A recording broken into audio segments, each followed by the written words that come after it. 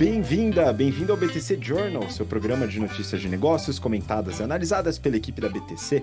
Meu nome é Gustavo Habib, eu sou instrutor de comunicação e negociação e no episódio de hoje, dia 6 de setembro de 2024, falaremos sobre finanças, Grupo Boticário e títulos verdes, ESG. A gente vai falar também da Ânima, a nova CEO, e o processo para crescimento e desalavancagem. A gente vai falar sobre M&As, fusões e aquisições, com a dona da Pullman se juntando com a Vic Bold, a famosa fusão do pão de forma, e também a gente vai falar da Sapori e o grupo Eldorado, sobre alimentações corporativas e eventos principalmente. Na discussão do Journal dessa semana, falaremos sobre o care washing. O que é isso e como descobrir se a empresa não liga de fato para o seu bem-estar. E para me acompanhar nessa jornada, estou aqui com o nosso instrutor de finanças e modelagem, Guilherme Goraeb. Gui, bem-vindo de volta para esse episódio. Olá, Habib. Olá, ouvintes, espectadores. É um prazer estar aqui com vocês. E, bom, bora lá. Hoje temos bastante coisa para falar.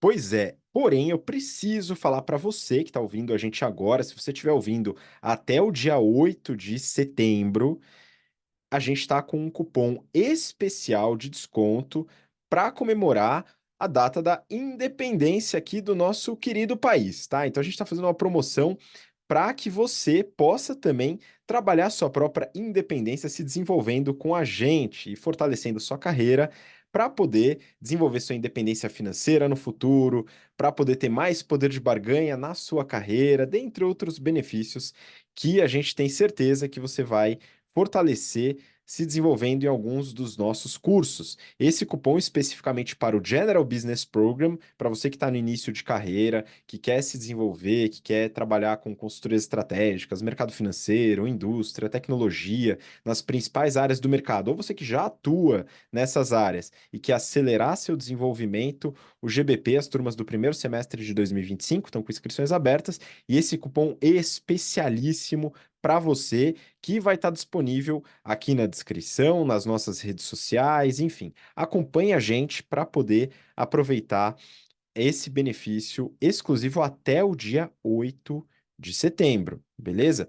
E para você que quer se desenvolver com a gente, já tem experiência, já é líder de equipe, líder de empresa e quer trazer ferramentas para tomada de decisão, tanto financeiras como estratégicas, o Strategy and Finance também está com inscrições abertas.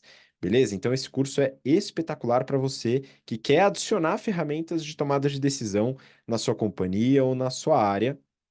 Ele já está aqui com 9 turmas, né? A gente está com a inscrição para a 9ª turma, então já são centenas de executivos e executivas formados, formadas nesse curso e que recomendam bastante. Inclusive, se você conhece alguém que fez o curso, antes de se inscrever ou antes de se matricular, bate um papo com essa pessoa para entender o que ela achou do curso, beleza? Fala com ela. A gente se orgulha bastante de ter mais de metade dos nossos alunos e alunas vindo por indicação. E esse é um exercício que a gente faz o tempo inteiro para manter realmente a qualidade dos cursos, tá? Então conheça alguém, se você conhece alguém ou quer conhecer, lá no LinkedIn a gente tem nossa comunidade de ex-alunos para você saber um pouco mais sobre o curso, beleza? E não se inscrever simplesmente de sopetão, beleza? Só para garantir a qualidade, mas garante sua vaga antes e aí depois você faz a sua matrícula. Bom, vamos dar sequência? A gente tem alguns assuntos aqui para falar. E eu queria começar com o tema de finanças. Para isso, eu vou querer a ajuda do Guilherme, nosso especialista aqui no tema, para comentar essa notícia do Brasil Journal. Grupo Boticário levanta 1,15 bilhão de reais com título, entre aspas, verde. Gui, o que é esse título verde? Explica um pouquinho mais para gente e isso, como que funciona dentro da estratégia do Grupo Boticário.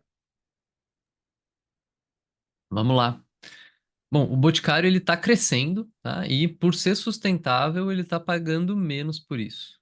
Está pagando menos para crescer.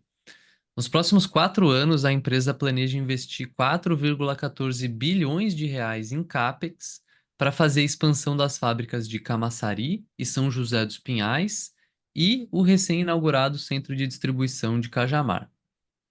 Além disso, desses 4 bi, 1,8 vai ser destinado à construção de uma nova fábrica em Minas Gerais que deve ficar pronta em 2027 e vai aumentar a capacidade produtiva da empresa em mais de 50%, ou seja, uma fábrica bem relevante. Para financiar esses e outros projetos, a empresa realizou uma primeira captação, né, levantando 1,15 bilhão de reais em dívida com o Bradesco, através de debêntures de longo prazo com indicadores de sustentabilidade, ou no termo em inglês, né, Sustainability Linked Bonds. São debêntures que raio que significa isso, né? A debênture é um título de dívida emitido por uma empresa. A empresa está captando dívida. Nessa emissão, por que que ela é verde, né? Por que que ela é atrelada a indicador de sustentabilidade? O que que é isso? O Bradesco se comprometeu com duas metas relacionadas a ESG, né? Aquela sigla para ambiental, social e governança. A primeira meta é de capacitar 1 milhão de pessoas até 2030 no seu curso profissionalizante Empreendedoras da Beleza, que é um curso que capacita mulheres em situação de vulnerabilidade para trabalharem no setor de beleza e com empreendedorismo. Esse programa foi criado em 2021 e já capacitou 158 mil mulheres. A segunda meta é relacionada à sustentabilidade. O Boticário se comprometeu a atingir a marca de 75% de todas as suas lojas próprias sendo abastecidas com energia renovável também até 2030. Hoje, das cerca de 300 lojas próprias, 10% são abastecidas com energia renovável. Cumprindo com os objetivos, o custo da emissão de dívida vai ficar em CDI mais 1,1%. Descumprindo os objetivos, há uma punição que pode elevar o custo da dívida até para CDI mais 1,5%. Essa é a terceira emissão feita pelo Boticário de debêntures com metas de sustentabilidade. A primeira foi em 2020, a segunda foi em 2023. A empresa já captou 3 bilhões nessas duas emissões. As metas que eles tinham eram relacionadas a energias renováveis nas fábricas, produtos veganos e recursos hídricos. Com essa emissão, metade das emissões de dívida da empresa vão ficar vinculadas a metas de sustentabilidade. Fui dar uma olhada no mercado, né, e vi que a Natura também emitiu debêntures vinculadas a metas de sustentabilidade não faz nem 3 meses, né? Captou também mais de 1 bilhão, 1,3 bilhão, com uma taxa ligeiramente superior de 1, CDI mais 1,2%. Então, é interessante ver esses instrumentos, né, sendo mais utilizados. Pelo que eu vi lá da Natura, essa é a única emissão que eles fizeram, que eles têm aberto hoje. Não sei se eles fizeram outras no passado. Mas, enfim, as duas empresas aqui de cosméticos, né, de beleza, estão fazendo essas emissões. E isso coloca um belo de um incentivo para elas irem atrás das metas de sustentabilidade, né? Não sei quanto que isso de fato reduziu a taxa deles, mas só pensando pelo incremento que eles teriam agora em não cumprir as metas de sustentabilidade, né, isso é mais ou menos 4% do custo da dívida, ou é 0,4% do 1,15 bilhão que eles tomaram. É mais de 4 milhões e meio de reais por ano de juros, né, por não cumprir as metas de sustentabilidade. Ou seja, o Bradesco tem um belo incentivo financeiro agora, o Boticário, né? O Bradesco que emitiu a dívida, que emprestou o dinheiro para o Boticário. O Boticário tem um belo incentivo para ir atrás de bater as suas metas de sustentabilidade. Nada mal, né? Espero que eles consigam aí bater essas metas, que o planeta Terra agradece, né? Pois é, talvez as metas ainda estejam longe de salvar o planeta Terra, mas já é uma ajudinha. E eu acredito que o Grupo Boticário vai conseguir, afinal, a gente trabalha e desenvolve o time do Grupo Boticário. Recentemente, a gente desenvolveu os trainees do Grupo Boticário em uma série de temas. E, de fato, eles têm implementado algumas ferramentas interessantes voltadas para o ESG. Não apenas greenwashing, aqui ESG, de fato, talvez ainda não suficientes para salvar o planeta, mas pelo menos dentro dos padrões corporativos, certamente está acima da média. Então, parabéns aí para o pessoal. Espero que façam bom uso dos novos recursos emitidos pelo Bradesco. Vamos dar sequência, Gui. A gente tem mais um tema falando sobre finanças, e essa notícia aqui é do Neofeed. A nova cartilha da Anima sob o comando de Paula Araca. É o seguinte, a gente chegou a comentar, acredito, se não me engano, foi você mesmo, Gui, que comentou sobre a nova CEO da Anima. E aqui é uma continuação desse tema. A Paula, ela é a nova CEO da Anima, está à frente da companhia há cerca de 2 meses. É uma executiva argentina, ela fez carreira na ArcelorMittal, que é uma grande siderúrgica. E esse é um movimento interessante. A gente não vê tantos altos executivos assim indo para setores completamente diferentes. Mas isso não é ruim. Você pode fazer um intercâmbio de boas práticas e trazer novas ideias, boas ou ruins, né? Mas não necessariamente ruins. Então é um movimento interessante. Acho que a gente pode esperar algumas coisas legais aí da nova CEO. Sucesso para ela na Anima. A gente já falou bastante do grupo Anima aqui, é um dos maiores grupos de educação do país, é dona de 25 marcas, 70 campi universitários. Algumas das faculdades são a São Judas, a Embi Morumbi, Una, UniBH, Unisul, tem várias outras marcas. São mais de 380 mil alunos em 12 estados da federação. A CEO, ela coloca três pilares na reportagem para o crescimento e também para a otimização das finanças da companhia, que são os dois principais desafios, e a gente vai entender por quê. O primeiro é a alteração de processos e de comunicação interna, com o intuito de dar mais agilidade para as tomadas de decisão. A ideia dela é descentralizar, deixar com que cada unidade regional possa ter um pouco mais de autonomia. É um caminho não tão usual para empresas que crescem por aquisição, que geralmente buscam uma unidade nos processos, que é uma coisa que ela até chamou, no ponto de vista de comunicação, de pasteurização. No caso da Anima, com operações bem diferentes e que, ao meu ver, pelo menos, não tem tanta necessidade de um processo único, parece um bom caminho. O segundo pilar é ser mais direcionada a dados. Ela entende que hoje a Anima dá mais valor a ideias do que a dados e que essa é uma transformação necessária. É uma leve alfinetada aí à gestão anterior. Eu também tendo a concordar que a decisão direcionada a dados ela é mais eficiente, mas o dado ele sempre tem uma história por trás. Por exemplo, em marketing é muito comum o time de publicidade, marketing digital, performance, ele dá muita importância ao last click, onde a conversão foi gerada. Geralmente um canal digital, um website, um anúncio. Mas esse clique muitas vezes não existiria se não tivesse aquele outdoor, se não tivesse aquela ação ou aquela ativação offline que privilegiou o boca a boca, por exemplo. Então, sim, a gente tem que analisar os dados, mas não é tão simples. Temos sim que envolver as histórias dentro desses dados, porque só analisar o dado cru pode nos levar a decisões equivocadas sobre dados corretos, porque a gente tirou ele das histórias. O terceiro pilar é igual ao primeiro, centralizar a tomada de decisão para agilizar. Aqui eu realmente não entendi, viu, pessoal? Se foi a reportagem que comeu bola, ou se a CEO quis usar lá o número McKinseyiano, que a gente fala nas aulas de comunicação, que é a elaboração de três argumentos, três tópicos, três conclusões, para facilitar os links, para facilitar a memória e o entendimento de quem está ouvindo. Mas de qualquer jeito só tinha dois argumentos, tá? Eventualmente pode ser falha minha de interpretação do texto, então recomendo que você leia o texto também do Neofeed para entender se esse problema foi só comigo. Bom, e qual que é o objetivo? Primeiro, acelerar o crescimento, que ficou bastante lento da pandemia até aqui, começando a engrenar agora mais ou menos, e a gente vai ver isso nos resultados. O segundo é a redução da alavancagem, tema que a gente já comentou aqui.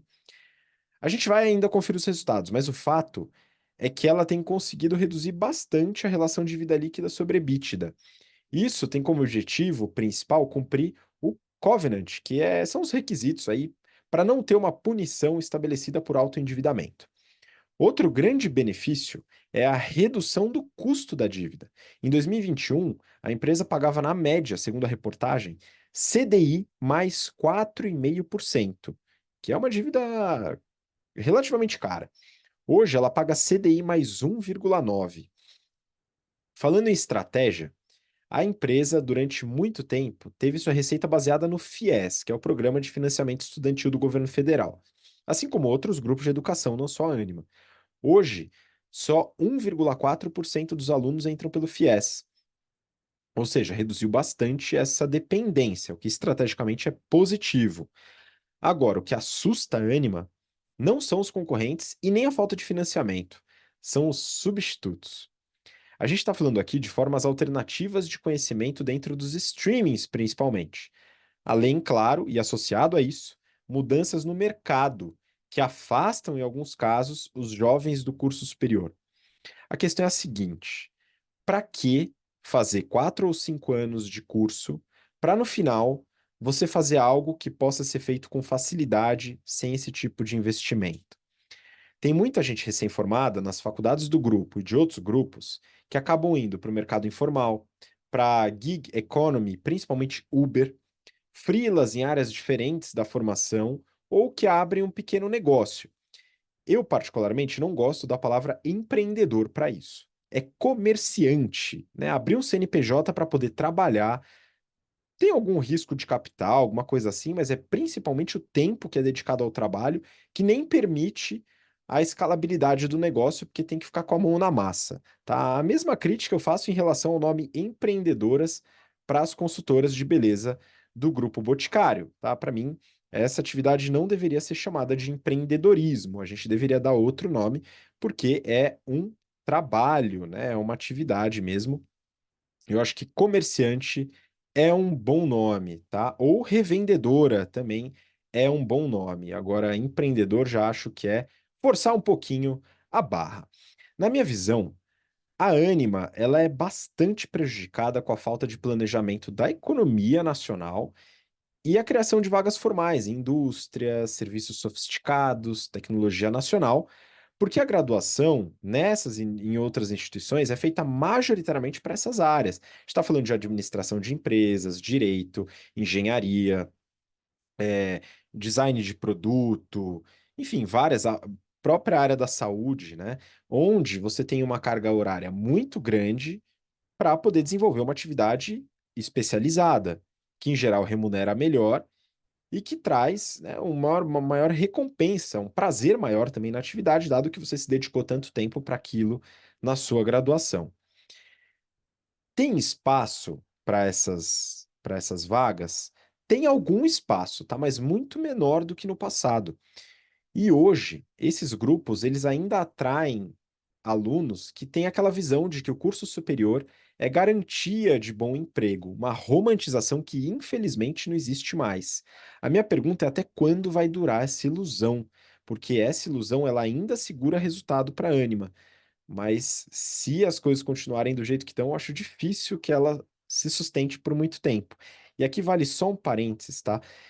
Eu sou um grande defensor do ensino superior. Eu acho que é uma forma muito boa de facilitar o ingresso em atividades mais bem remuneradas, atividades que são mais valorizadas pelo mercado de trabalho. Então, longe de mim defender não fazer universidade. Para mim, isso é, inclusive, um conselho bastante imprudente. Porém, a gente tem que ver o outro lado da moeda, que é a dificuldade dessas pessoas formadas de encontrarem um trabalho que seja digno da sua formação, de certa maneira, que esteja dentro da sua área de formação e que remunere adequadamente. A famosa síndrome do engenheiro que virou Uber, tá? Então a luta não é para deixar de fazer engenharia, é para fazer com que a pessoa que fez engenharia não tenha que trabalhar na Uber necessariamente como motorista e possa trabalhar como engenheiro ou engenheira, né, ou atividades correlatas. Vamos dar uma olhada nos resultados aqui, pessoal da Anima, para entender um pouco dessa dinâmica. Primeiro, falando sobre a receita. A receita líquida, ela aumentou 4,3% no primeiro semestre de 24 em relação ao mesmo período de 23, chegando a quase 2 bi de reais, 1,967. Só que a gente entende um pouco dessa dinâmica dividindo as unidades. A unidade core, que é onde se localiza grande parte dos alunos e é a maior representante em receita do grupo, quase 1,1 bi de receita no primeiro semestre, teve queda de receita, 2,1%. Aí você fala, pô, a queda não foi tão acentuada assim. Pois é, a queda não foi tão acentuada por causa do ticket médio que subiu. Subiu quase 10%. Mas o número de alunos caiu quase 11%. Ou seja, a preocupação com o volume e essa hipótese que eu comentei sobre o desestímulo à graduação devido a outras atividades, atividades informais, falta de planejamento da economia, essa é uma hipótese que foi levantada. Eu acredito que essa hipótese tem muita chance de se tornar uma tese, tá? Mas é ainda uma hipótese, pelo menos até onde eu sei. A Inspirali, que é a divisão que trabalha com os cursos de medicina e saúde, ela cresceu em receita 13%, sendo que o ticket médio subiu 10,6% e a base de alunos 2,2%, ou seja, também não subiu muito a quantidade de alunos, apesar de ter subido. O digital também é o mesmo movimento. O ticket médio subiu 12%, a base de alunos subiu 3%, e aí contemplando 15% de aumento de receita. A empresa é lucrativa, o lucro operacional foi de 875 milhões, um aumento de 11%, 11,6, mais especificamente, mostrando uma eficiência operacional grande da Ânima. Isso junto com a desalavancagem, né? A redução da alavancagem, na verdade, saindo de uma relação de 3,9 vezes dívida líquida sobre EBITDA para 2,76. Ou seja, está ficando bem mais saudável do ponto de vista de capital, né? Custo de capital, estrutura de capital, melhor dizendo. E o caixa gerado foi de 450 milhões no primeiro semestre, mostrando que ela tem uma robustez financeira grande. Como eu falei, repito, a grande preocupação estratégica para a Anima, e parece que a nova CEO está ciente disso, está no top line e não mais no bottom line. E aí, Gui, o que você acha? Você acha que tem espaço ainda para crescer? Você compartilha dessa minha hipótese? A gente viu um crescimento muito grande, né, do setor de educação superior ao longo, digamos, dos últimos 15 anos, né, desde a criação do FIES, e aí as empresas surfando isso e depois ficando órfãs do FIES e agora tendo que andar com as próprias pernas, né? Acho que nesse movimento de massificação do ensino superior, o ensino técnico foi esquecido, né? Foi deixado de lado. E o que a gente vê, como você mesmo colocou, é que tem uma quantidade enorme de pessoas com formação superior que não conseguem um emprego, né? Atuar com aquilo com que foram formados, né? O Brasil, você comentou do engenheiro, mas o Brasil é um dos países que mais forma advogado per capita, ou bacharel em direito per capita do planeta Terra, né? Não é possível que o brasileiro é tão litigioso assim que precise de tanto advogado, né? E aí a gente vê também o advogado trabalhando com revenda de produto, trabalhando com setor financeiro, com assessor de investimento, trabalhando como Uber, em todo quanto é lugar, né? Então, me parece que a gente tem esgotado um pouco esse volume, né, de oportunidades de crescimento aí de público quando a gente fala de ensino superior. Vendo a reportagem da Anima, né, parece que isso faz sentido, né? O número, a quantidade de alunos tem sofrido muito para aumentar. Talvez as faculdades já estejam num jogo de rouba-monte, né? Onde para um ganhar market share precisa tirar do outro, e aí o que sobra para sustentar o crescimento é o aumento de preço. Achei elevados os aumentos de preços, né? Faz tempo que tem aumento de preço relevante quando a gente fala de curso de medicina, e agora também teve aumento de preço relevante com o online. Claro que a base é muito diferente, né? Eu fico me perguntando até onde dá para chegar com a mensalidade dos cursos de medicina, né? Porque há um tempo era 10 mil, hoje já é uns 15 mil a mensalidade no curso de medicina. Quem consegue pagar, né? O que vai ser 20 mil reais por mês daqui a pouco? Quanto que essa galera espera ganhar para dar retorno nessa formação? Porque tem muita gente fazendo isso com essa expectativa de retorno, né? Como se fosse um negócio mesmo. Vou fazer essa faculdade para conseguir um emprego que paga 200 pau por mês, como se todo médico fosse ganhar igual, né? Sei lá, jogador de futebol. Então, enfim, eu acho que parece que a gente está chegando perto de um teto aqui, mas talvez exista uma oportunidade em ensino técnico, né? Que não surfou essa onda ainda. Pois é, o ensino técnico que tem profissões que podem ficar mais valorizadas ao longo do tempo, como é o que a gente vê, por exemplo, na Europa, nos Estados Unidos, muitos profissionais de áreas técnicas fortemente remunerados, mas também é preciso de um tempinho de dedicação, não é um curso de uma semana, como um curso de coaching, por exemplo, tá? E aí você falou da medicina, só uma coisa que eu lembrei agora, na verdade, uma reportagem que eu vi hoje de manhã, que além da mensalidade de 15 mil, o pessoal paga ainda uma festa de meia formatura. Isso eu não conhecia, cara. Isso para mim é novidade total. Que tem algumas faculdades que fazem a festa de meia formatura. Você chegou no meio da faculdade e tem uma festa. Enfim, na minha época não tinha isso não, viu, Gui? Acho que na sua também não, que a gente é do mesmo tempo aí. Mas são coisas de hoje em dia. Aproveitar que eu tô polêmico, né? Eu falei sobre não gostar muito da palavra empreendedorismo quando aplicada para pequenos negócios, comerciantes, etc. Eu gosto da palavra comerciante, revendedor, etc., para afirmar que aquilo é uma atividade profissional mesmo. Tem uma outra palavra que eu não gosto, viu, Gui, que é o algodão premium, que começou a surgir agora, algodão premium. Aí eu fui ver o que que era o algodão premium. Não, é um algodão um pouco mais refinado, tal, mas que tem os mesmos problemas do algodão normal. Amassa pra caramba, desbota, absorve mancha, perde forma com o tempo, mas vou te falar que o desbotar da camiseta de algodão, independente de ser premium ou não, é o que mais me incomoda. E assim, não importa a qualidade do algodão, vai desbotar com o tempo, com a quantidade de lavagens. Por isso que eu gosto muito da Insider e da Tech T-Shirt, principalmente por causa do material, o modal que é utilizado em boa parte aí da produção, que além de gastar menos água na produção, não desbota. Pô, eu tô usando o Tech T-Shirt cor preta há anos, lava o tempo inteiro, lava, tem que lavar a camisa, viu, pessoal? Camiseta. E o bom de lavar a Tech T-shirt da Insider é que ela desamassa no corpo, é tranquilo, tá? Então, com esses materiais tecnológicos mais avançados, né, ela supera com certeza o algodão. Por isso que eu uso e por isso que a gente coloca um espacinho aqui para Insider para poder sugerir para você conhecer a marca, utilizar e, claro, né, aproveitar o desconto que você tem com o cupom BTC que está aqui na descrição e o link também para você entrar no site, dar uma olhada nas peças que mais te agradam, as cores e tal.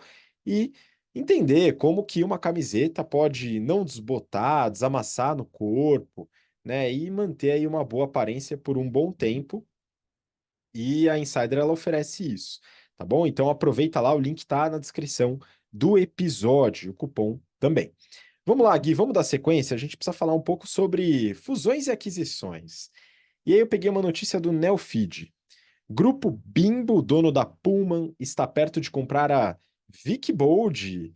Temos aqui o M&A do Pão de Forma. E aí, Gui, o que que você achou dessa notícia? Bora. O grupo Bimbo, ele é um gigante mexicano, né? É dono de marcas como Puma, Ana Maria, Rapidez e vale hoje 86 bilhões de reais, né? Isso depois de já ter caído quase 20% do seu valor de mercado só nesse ano. A empresa é dona de mais de 200 padarias e fábricas em 35 países na América Latina, Europa, Ásia e África, onde ela fabrica pães de forma, torradas, biscoitos, muffins e tortilhas. De acordo com o Neofeed, o Bimbo estaria próximo de anunciar a aquisição da Wikibold, que é a dona da marca de pão de forma de mesmo nome e também dona da Seven Boys. A Wikibold foi criada em 1938 pelo Henrique Wikibold, depois que ele adquiriu uma padaria, e a empresa foi pioneira na distribuição de pães embalados, que é o nome do pão de forma, lá na década de 50. E em 2022, a Wikibold anunciou uma receita de 1,6 bilhão de reais. Já a Bimbo, só no segundo trimestre desse ano, teve uma receita de 28 bilhões de reais. Ou seja, se a gente anualizar esse valor de receita aí da Bimbo nesse último tri, ela é mais ou menos 70 vezes o tamanho da Wikibold, né? Bimbo que teve um resultado positivo no último tri, com as vendas líquidas crescendo pouco menos de 4% na América Latina, com destaque para o Brasil. Parece ser uma aquisição interessante para o grupo, eu imagino que esse mercado, né, de pães seja um mercado bem pulverizado. Aqui mesmo em Floripa, né, eu costumo comprar uma marca que é local, que o pão é mais caseiro, eu acho ele mais gostoso. Eu geralmente vou no mercado, é o pão do dia que tá lá, que foi feito no dia. E eu confesso que quando eu não encontro, né, eu acho meio estranho. Eu pego um pão mais industrializado, aquele pão tem 2 meses de validade, parece o lanche do McDonald's que não estraga nunca. Meio esquisito esse negócio, né? Esse pão mais fresco, né, ele acaba tendo um prazo de validade menor. Bom, e assim como tem essa marca aqui, eu imagino que em diversos lugares do Brasil tenham as marcas locais aí, que acabam tornando esse mercado mais pulverizado, que provavelmente não vai ser um problema aqui em termos de concentração de mercado, né, quando a gente pensa nessa fusão. Eu imagino que com a aquisição a marca consiga capturar algumas sinergias, né? Desde a fabricação em grandes centros, ou seja, lugares onde tem muita demanda, eu posso concentrar a produção, né? Mas também na distribuição disso, no trade marketing, né? Na hora de negociar com os varejos, né? Com os supermercados, na hora de negociar a mídia, enfim, um movimento típico, né? De consolidação de mercado para fazer otimização de custos e melhorar as margens. Vamos aguardar agora para saber se esse movimento vai de fato se concretizar, né? Se ele vai ser acompanhado por algum outro movimento é, feito pela Bimbo para tentar virar o jogo, né? E se recuperar dessa queda que eles têm enfrentado aí nas suas ações, apanhando 20% esse ano. Não tá fácil para Bimbo, né? Espero Espero que eles melhorem aí, né? Espero que dê tudo certo pro pessoal. Que, não sei, isso aí é coisa marcou a infância, né? De muita gente. Esses pãezinhos, a famosa Ana Maria, né? Aqueles lanchinhos, que é um negócio legal, né? Pô, muito, né? Acho que isso está perdendo um pouco espaço com a criançada mais fitness hoje em dia, comendo suas bolachas integrais e, sei lá, cenoura com rúcula no intervalo da escola. Mas na nossa época, Gui, imagino que você também consumiu muito Ana Maria, pão de forma com ioiô creme, né? Eventualmente uma Bono ou uma outra bolacha recheada num dia que você podia, né, esbanjar um pouco mais de gorduras saturadas, né? Deixa um comentário, você que está aí no Spotify, no YouTube, deixa um comentário, comenta aí se você consumia esses produtos na escola, na sua infância, para eu e o Gui a gente não se sentir velho sozinho, tá bom, pessoal? Inclusive o pão de forma, viu, Gui? Um projeto meu é parar de comprar pão de forma, que eu tô paquerando uma máquina de pão há muito tempo. Não sei se cheguei a falar isso com você. Já viu a máquina de pão? Não falou, cara. Já vi. é, não sei se tem uma opinião formada, assim. Meus pais já tiveram em casa. É igual piscina, assim, sabe? Quando você vai na casa do seu amigo, ele tem piscina, você fala, pô, que legal, vamos entrar na piscina. Mas quando você tem piscina em casa, você não usa tanto assim, sabe? Adorei a analogia, muito bom. Bom, vamos dar sequência. A gente tem mais uma notícia falando de M&A. Essa daqui do Brasil Journal. Sapori faz M&A para crescer em eventos e agora vai do Lollapalooza ao Rock in Rio. Gui, você comentou sobre a fusão do Grupo Bimbo adquirindo a Wikibold, comentando que isso não seria uma grande concentração de mercado devido à pulverização, marcas regionais. Eu concordo com você. Já nesse caso aqui, eu tendo a pensar que sim, um caso de concentração de mercado. A notícia ela fala da aquisição realizada pela Sapori, que é uma empresa do setor de alimentação corporativa e facilities, comprando o grupo Eldorado, que atua majoritariamente na alimentação em grandes eventos. Juntas, elas farão serviço de alimentação em eventos como o Lollapalooza, The Town, CCXP, o SP Expo e os eventos lá dentro, Fórmula 1 Interlagos, AgriShow e Rock in Rio. O fundador e CEO da Sapporo, Daniel Mendes, ele comenta que eles não eram fortes em feiras e que a aquisição vai trazer essa nova frente. Segundo a reportagem, tem uma estimativa de receita para o Grupo Eldorado aí de cerca de 130 milhões, que a gente vai ver aqui alguns números da Sapori, e isso deve fazer dobrar a receita na vertical de eventos da empresa resultante, no caso a Sapori, né, que está fazendo a aquisição. Eles compraram 60% da empresa com a opção de completar a compra até 2027, só que o valor não foi revelado. A Sapori, no ano passado, segundo a reportagem, teve uma receita de 2,7 bi de reais, sendo que a vertical de eventos passou um pouco de 100 milhões.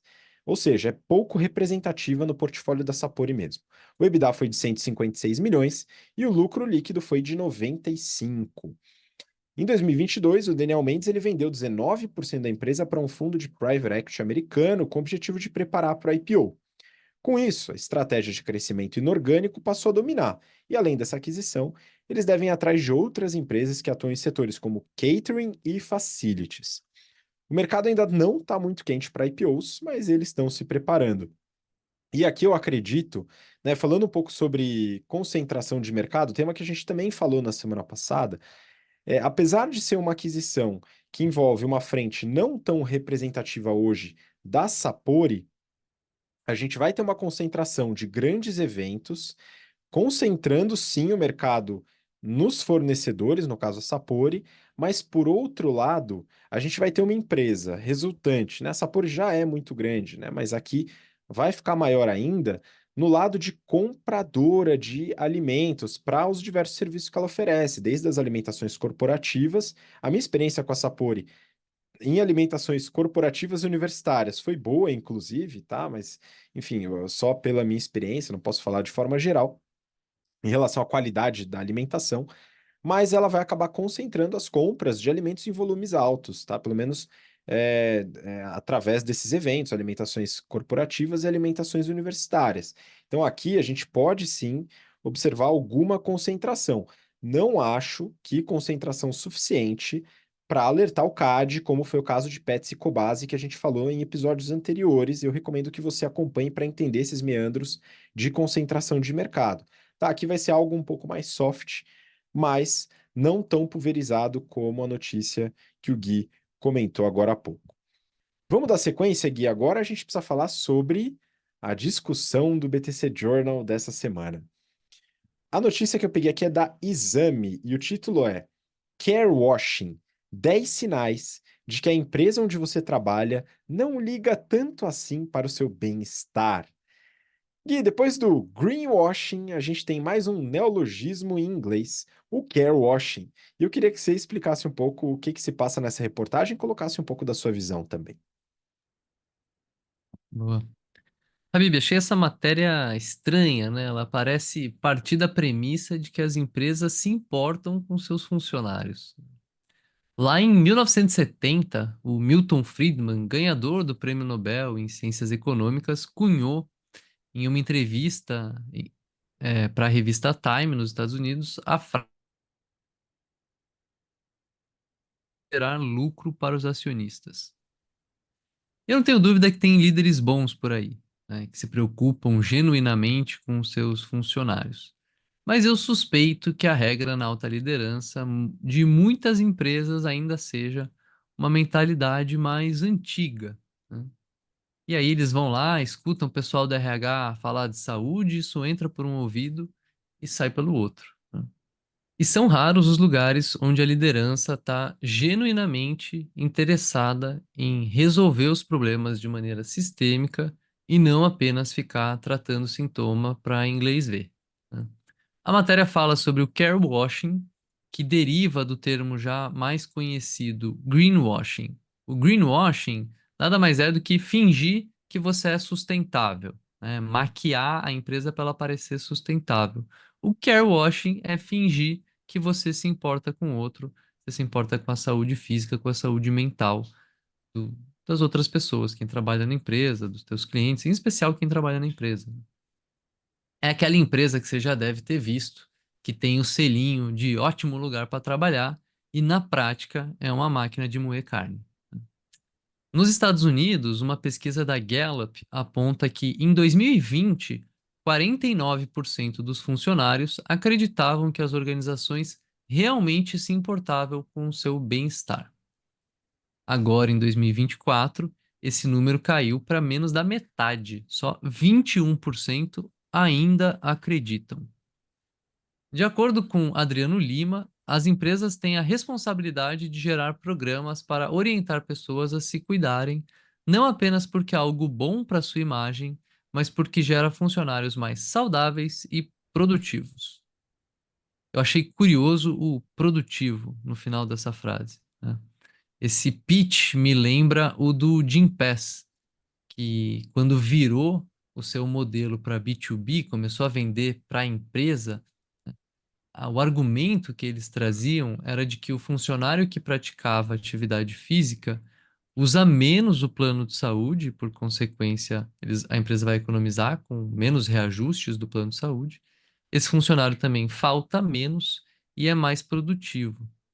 Ou seja, no fim do dia, os argumentos ainda estão voltados para gerar mais lucro para o acionista, como falou Milton Friedman lá em 1970, e não com qualquer tipo de preocupação genuína com os funcionários. De acordo com executivas especialistas em RH que contribuíram aqui com a matéria, quais são esses 10 sinais aí de que a empresa pratica o care washing, né? Talvez não só 10 sinais, mas 10 situações ali onde se identifica, né, esse care washing. Primeiro, apostar em políticas de bem-estar pouco eficazes ou inacessíveis. Eu tenho uma política que é só para falar que tenho, né? Falo de diversidade e inclusão, mas só pratico para assistente, para analista, e na liderança não tem ninguém com um perfil diferente, né? Só valorizo o funcionário na campanha de marketing, né? Na hora de dar reconhecimento, não existe, né? Só postar no LinkedIn. Ignora as pesquisas internas, né? Falando de pesquisa de clima, e acho que isso, assim, o ignorar talvez seja o neutro, né? Porque tem quem faz pior, tem quem vai atrás de quem não deu nota boa e demite, corta a cabeça, porque esse cara tá piorando a nota do clima. Quinto ponto, oferecer benefícios difíceis de usar, né? Colocar um monte de condições que acabem tornando aquele benefício como se não houvesse. Sexto, achar normal ter altas taxas de turnover e absenteísmo, né? Lembrando que o turnover é o quanto que gira ali os funcionários da empresa, né? O quanto de entrada e saída que tem. Se está girando muito, é porque as pessoas não estão ficando. As pessoas não estão ficando, será que elas estão felizes no trabalho? Estão saudáveis no trabalho? Eu até trazer um dado de fora aqui para vocês, né? Esse número do tempo médio que as pessoas ficam no trabalho, ele é menor de 2 anos no Brasil, né?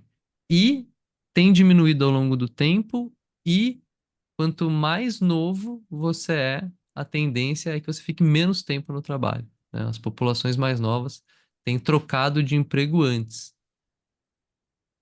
Sétimo ponto que eles trazem: um discurso desalinhado com as ações. Acho que isso é algo que permeia o care washing como um todo, né?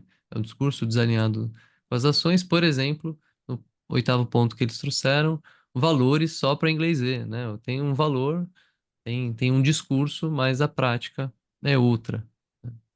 Isso também aparece quando tem crise, e aí é feito um comitê para comunicar muito rapidamente sobre tudo que a empresa vai fazer e para restaurar a imagem da empresa, mas não a ação voltada a de fato resolver os problemas, né, que ocasionaram aquela crise. E por fim, não compartilhar dados verificáveis, né, dados que você possa de fato acompanhar ao longo do tempo e ter uma boa noção sobre o resultado da empresa.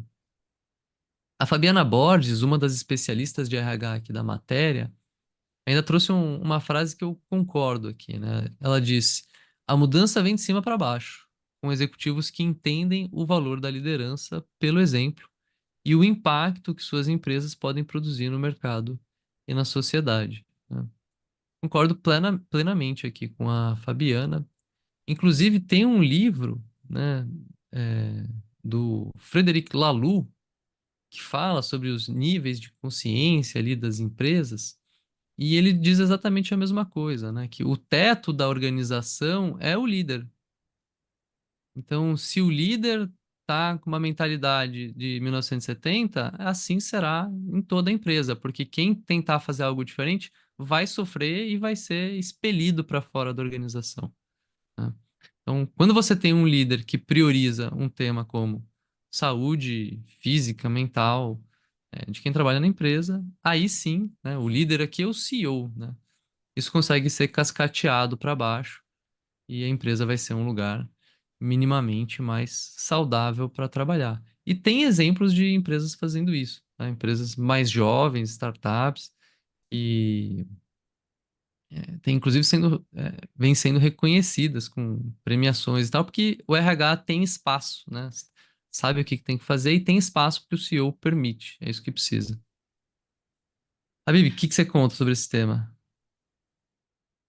Cara, vamos lá, eu vou poetizar em cima disso que você falou, né? Da mudança tem que vir de cima para baixo, tem que vir da liderança, porque é a liderança que vai permitir com que essas mudanças aconteçam.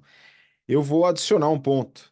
A mudança vem de cima para baixo quando quem está em cima entende que a mudança vem de baixo para cima, né? Eu vou explicar um pouco melhor essa minha colocação.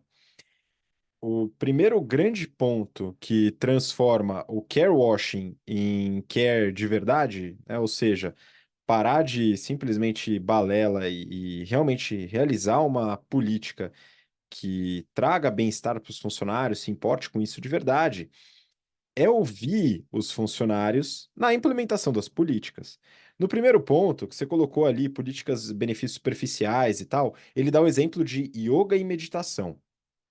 Muitas empresas implementam yoga, meditação. Bom, eu tenho uma formação em mindfulness, uma formação legal, longa, pela Unifesp. Já trabalhei esse tema com algumas empresas, tem uma série de colegas que desenvolvem programas de forma regular e é um item legal, ele pode ajudar bastante, mas nem todo mundo na empresa quer e nem toda empresa quer.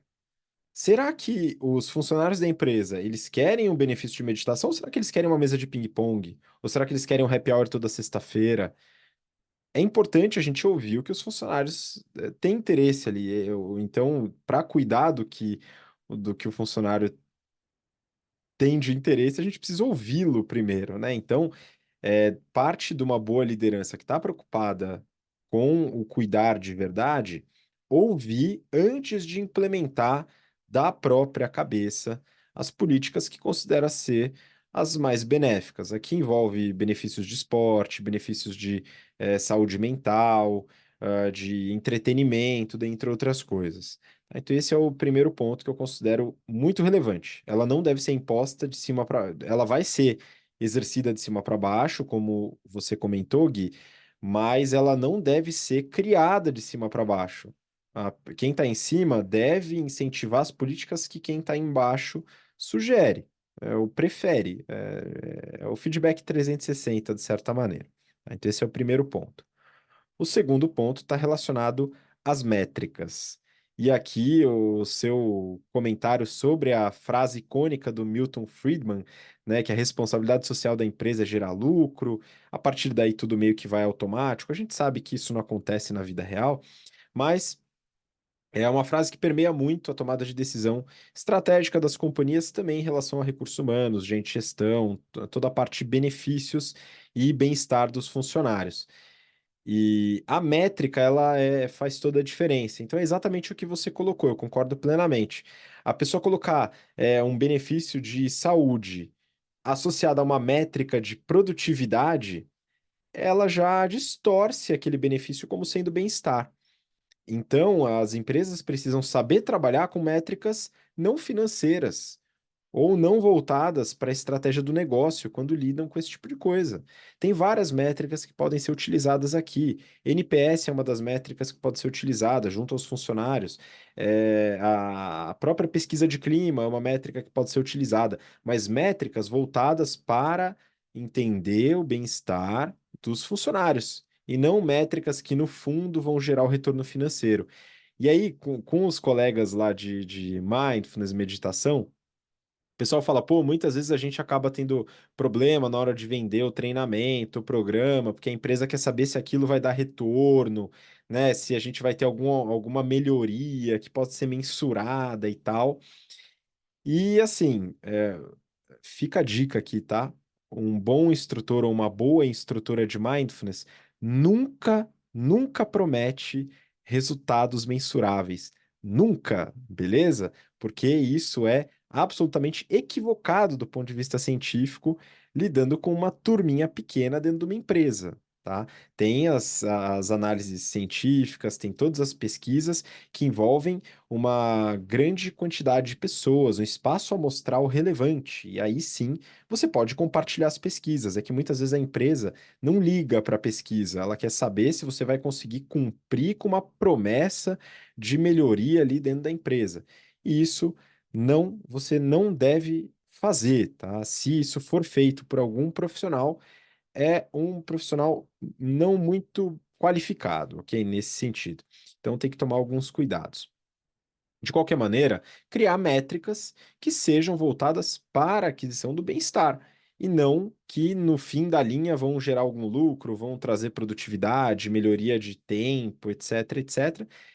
Isso deve ser visto como consequência, como uma coincidência, eventualmente, tá? Daquilo que está sendo aplicado, partindo do princípio que funcionários mais felizes vão trabalhar melhor, né? Então, só que esperar que isso seja concretizado através de dados talvez não seja o melhor incentivo. E aqui a gente pode exemplificar, Gui, com alguns benefícios. Por exemplo, o que a gente comentou na semana passada, a licença parental ou paternidade estendida, que é a licença para os pais que se tornam pais, é igual à licença da mãe, né, que não é lei aqui no Brasil, mas que algumas empresas colocam como um benefício. Como, por exemplo, o Grupo Boticário, que a gente falou hoje, que é cliente da BTC e que fortalece as políticas ESG. E o Nubank é uma outra empresa. Só que o que acontece? Como o Gui comentou, isso precisa vir de cima, o interesse, né? Então, talvez no Nubank, por exemplo, a gente tem a Cris lá que é mãe e foi mãe recentemente, enquanto estava no Nubank, e para ela isso é importante, ela colocou isso como importante para o resto da empresa. E aqui, pessoal, não tem como fazer nenhuma conexão entre licença paternidade estendida e produtividade, resultado da empresa. Não dá para fazer isso, não dá, tá? Se você souber, a gente conseguiu criar um modelo tal, pô, compartilha com a gente, porque isso é digno de uma tese, tá? Então, seria muito, muito difícil isso acontecer. Se tiver, beleza, eu vou mudar minha opinião, mas a princípio eu acho impossível. De qualquer maneira, é um benefício que é ouvido pelos funcionários. Tem pesquisas que embasam isso. Por outro lado, a gente tem outros benefícios, bem entre aspas, tá? Que a gente já comentou aqui no BTC Journal, que é o benefício de congelamento de óvulos, né? Que é um grande benefício. Você pode se matar pela empresa até os 60 anos, você que é mulher, e congelar seus óvulos para ter seus filhos depois dos 60. Olha que maravilha, né? E você que gostaria de ter aos 25 ou 30 vai ter que esperar algumas décadas aí, porque, né, enfim, não é muito legal, você tem enquanto está na carreira, né, mas tem o benefício do congelamento de óvulos. Então aqui a gente tem uma distorção do que seria um benefício. Ah, mas olha só, a gente está ouvindo a pessoa, né, que ela quer ter filhos. Pô, mas ela quer ter agora. Nem todo mundo quer, mas algumas pessoas querem ter no momento enquanto estão trabalhando, né? Então aqui a gente tem a ideia de um benefício em que os funcionários não foram ouvidos ou não foram ouvidos de forma devida, tá? Ah, quero ter um filho, tá bom, quando? O quando ele é importante nessa pergunta. Então, aqui a gente tem essa questão. E no caso das métricas, a própria meditação. A empresa buscar um resultado de produtividade ao contratar um serviço de meditação, de mindfulness, vai prejudicar a própria atividade. Beleza? Então, até pelo cerne da atividade, o momento presente, e tal, não vou entrar nos meandros de mindfulness aqui, então pesquisem sobre o tema, mas ele atrapalha a própria atividade. Então, é uma forma de você usar a métrica equivocadamente, tá? E buscar métricas alternativas. Então, todos esses pontos acho que complementam um pouco do que você falou, Gui.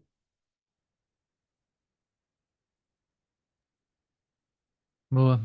Olhar de benefícios é bem interessante, né? Porque ambos os benefícios aqui, tanto quando a gente fala de congelamento de óvulos, quanto quando nós falamos sobre licença paternidade estendida, são benefícios voltados para parentalidade, são benefícios voltados para a família. Que a empresa pode argumentar que sim, né? Ela está preocupada com isso.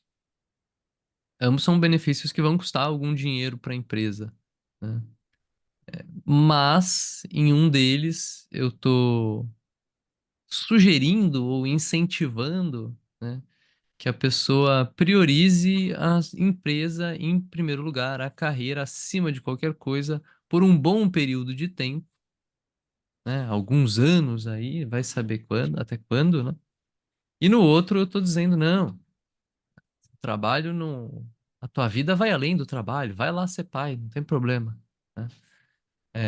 Talvez seja um lugar legal para a gente fazer essa leitura, né? Quais são os benefícios que a empresa está implementando e o que que ele está incentivando com isso, né? Quais são os incentivos que a empresa está colocando para você. É isso aí. Acho que com isso a gente já tem uma boa discussão sobre esse tema. Gui, queria agradecer de novo sua participação, os comentários, agregou bastante no episódio de hoje. Obrigado novamente. Boa, Habib, um prazer estar aqui contigo. Agradeço os ouvintes aí pela paciência, pela atenção. Espero que tenham gostado aí do episódio. Convido os ouvintes, os espectadores, a comentarem aí nos veículos onde eles assistem o episódio, o que que eles acharam, se eles estão achando que na empresa deles, o pessoal realmente se preocupa com eles, ou é mais um care washing, agora que tá todo mundo sabendo esse termo. E é isso.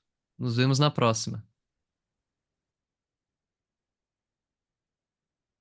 Obrigado, Gui. Obrigado você que nos acompanhou até agora, pelo interesse, pela paciência.